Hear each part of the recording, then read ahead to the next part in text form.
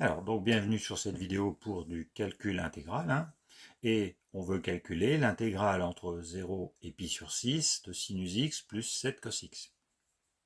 Donc on va noter f de x, la fonction sinus x plus 7 cos x.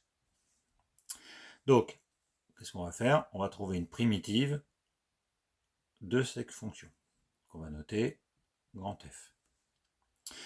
Alors, donc primitive de sinus x et primitive de cos x. Bon, moyen mémotechnique, en tout cas, on trace comme ça, le cercle, cos, moins cos, sinus, moins sinus. Et pour la primitive, on tourne dans le sens inverse des aiguilles d'une montre. C'est-à-dire que par exemple, la primitive de cosinus x, c'est sinus x. Et la primitive de sinus x, c'est moins cos x. Donc ici, primitive de sinus x, c'est moins cos x. Plus 7, le facteur on le garde, et la primitive de cosinus, c'est sinus. Voilà, on a déjà notre primitive. Maintenant, si on calcule l'intégrale entre 0 et pi sur 6 de la fonction f de x dx, on va prendre donc la valeur de la primitive en pi sur 6, c'est-à-dire la borne supérieure, moins la valeur de la primitive en 0, la borne inférieure. Donc, la valeur en pi sur 6, donc ici, on pourrait tout écrire d'un seul bloc, mais on peut aussi séparer les calculs pour éviter d'avoir une surcharge. Donc, ça fait moins cos pi sur 6, plus 7 sinus pi sur 6.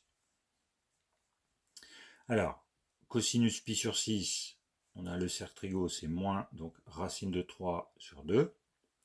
Et sinus pi sur 6, sinus pi sur 6, c'est 1 demi, donc 7 demi.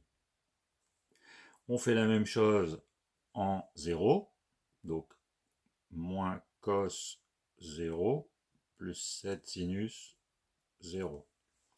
Sinus 0, ça fait 0, et cos 0, ça fait 1. Donc il nous reste ici moins 1. Maintenant, on calcule f de pi sur 6, donc moins racine de 3 sur 2 plus 7 demi, moins f de 0, moins 1. Attention à la soustraction, ici on a moins 1. Donc ça nous fera donc moins racine de 3 sur 2, donc plus 1, c'est-à-dire plus 2 demi, donc 7 demi plus 2 demi, ça fait 9 demi. On peut aussi noter comme ça, moins racine de 3 plus 9, le tout sur 2.